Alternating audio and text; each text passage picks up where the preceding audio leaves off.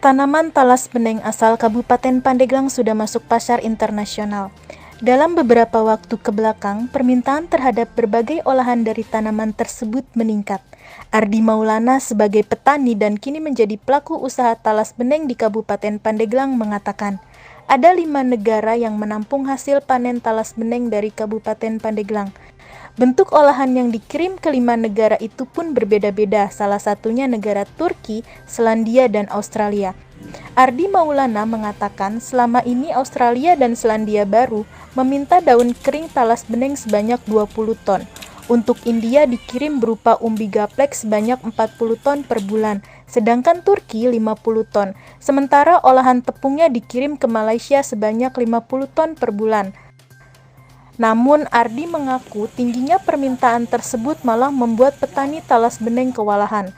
Jumlah produksi yang masih terbatas sehingga membuat permintaan dari pasar luar negeri belum seluruhnya bisa terpenuhi.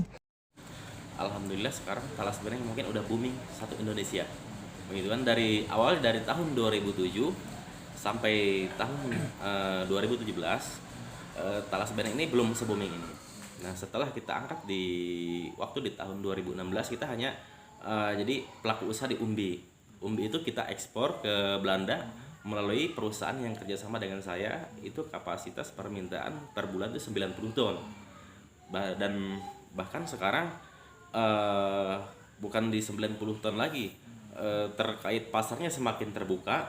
Banyak orang melirik di talas beneng ini, banyak permintaan kayak di Swedia itu chip, kayak ke Australia itu daun, Turki itu tepung, itu permintaan yang belum kita kasih supply. Termasuk salah satu Malaysia juga ya. Malaysia udah, kalau Malaysia kita udah kirim tepung, itu melalui perusahaan yang di Bekasi, lewat training ya, ekspornya itu kan. Dan alhamdulillah itu kalau ke Malaysia bukan hanya di talas beneng saja, emping pun masuk, emping dari Menes, terus pisang, tepung pisang dan tepung ubi ungu. Karena saya dulu kerja di salah satu perusahaan sebagai security, karena saya peduli dengan kearifan lokal. Pas saya mendapatkan pasar ini, kenapa si talas beneng ini tidak dibudidayakan secara masif? Begitu. Kalau harapan ke depan, saya ini pengen gimana caranya si talas beneng ini membooming secara di Pandeglang dulu, petaninya tergerak begitu kan untuk budidaya, karena dari mana pasti talas beneng ini akan adanya dari Kabupaten Pandeglang, karena KTP-nya KTP Kabupaten Pandeglang. Dan siapapun yang mau membudidayakan, mari kita bekerja sama dan bersinergi begitu kan. Saat ini baru ada 7 workshop yang mengolah talas beneng dari Kecamatan Ciomas, Kelurahan Juhut, Desa Saninten, Kecamatan Kaduhejo, Kecamatan Mandalawangi, Kecamatan Jiput, Kecamatan Sobang, Kecamatan Cisata, dan Kecamatan Cibaliung.